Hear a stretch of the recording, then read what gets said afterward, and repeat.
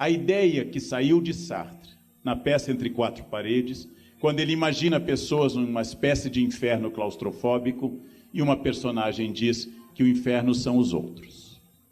Nós mudamos a ideia porque tanto para alguns ramos da filosofia quanto para a grande maioria da ideia budista, o inferno começa a ser gestado, como no exemplo da história da monja, começa a ser gestado por nós mesmos.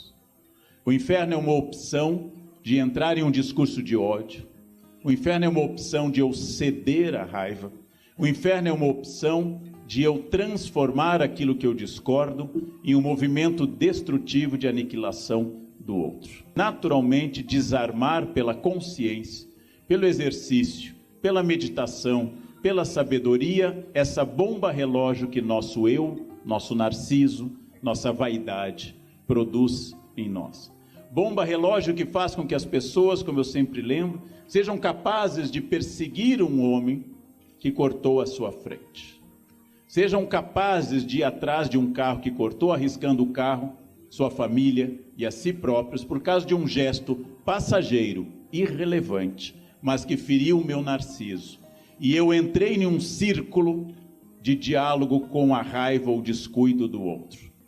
Como eu disse, citando a um monge que conheci em Wutaishan, na China, quando eu atiro uma brasa cheia de raiva em alguém, talvez eu atinja a pessoa com a minha palavra, que é a brasa incandescente. Mas em 100% dos casos eu queimo a minha mão. Então o problema não está apenas em ser compreensivo com os outros, não por uma caridade ou uma compaixão externa, mas por uma educação interna que coloca no meu caminho, como me ensinou um religioso jainista na Índia, que coloca no meu caminho pessoas difíceis para que eu queime karma. E algumas pessoas queimam karma em 3º grau, rapidamente e com intensidade. Toda vez que alguém me enfrenta, toda vez que alguém discorda de mim, ela está sugerindo que eu saia da minha zona de conforto. Está sugerindo que minha vaidade não me domine. Está mostrando que eu sou limitado em relação ao universo. Está me convidando a crescer. Todas as vezes que alguém concorda inteiramente comigo, me elogia e acha o máximo qualquer bobagem que eu digo, essa pessoa está favorecendo o meu narciso, ela está favorecendo o meu eu, está impedindo que eu cresça.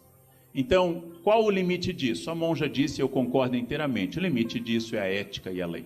Agora eu vou dar um conselho que foi dado pela minha avó camponesa alemã. Nunca toquem tambor para maluco dançar. Nunca toquem tambor para maluco dançar. Nunca. Não deem corda. Concordem imediatamente no lugar, porque é inútil. É inútil. Não há diálogo com quem é dogmático. Não há diálogo com quem é dogmático. Só há diálogo com alguém que sabe a sua limitação nesse mundo. Que aquilo que eu faço no mundo, sendo o que eu for, é irrelevante em relação ao total do universo, mas só diz relevância a mim, exclusivamente a mim. Então essa é uma questão complexa. Agora, eu até, por vaidade de professor, eu gostaria de ser mais influente do que eu sou. Então, como professor, eu dou aos alunos textos de ideologias variadas, para que eles escolham o que eles acham. Sou um relativista da ideia de verdade. Gosto das pessoas que leram coisas contraditórias e que têm dúvidas. Pessoas que têm dúvidas com versos. A dúvida é o início de todo o processo filosófico. Algumas pessoas são monotemáticas, falam do mesmo assunto, têm um interesse obsessivo num único tema e impõem a todo o grupo aquele tema como se todos compartilhassem do mesmo desejo. Outras pessoas são particularmente agressivas, usam um tom de voz, uma argumentação e uma imposição que perturbam o ambiente. Outras são o que nós costumamos chamar de folgadas. Nada fazem, consideram que os outros devem colaborar para que ela seja feliz. Não entram na divisão de tarefas ou esperam ser servidas. Há muitas formas de dificuldade e em todo ambiente familiar e de trabalho existem parentes e existem colegas que são difíceis. Os budistas dizem que as pessoas difíceis queimam nosso karma negativo. Dá para evitar alguém difícil? Nem sempre. Não é possível em todas as ocasiões que eu me afaste da pessoa difícil. Às vezes não é minha escolha. Mas se eu tenho interesse e se isso é importante, eu posso ajudar essa pessoa difícil a melhorar. Se eu não tenho interesse e não é importante para mim, eu devo me afastar.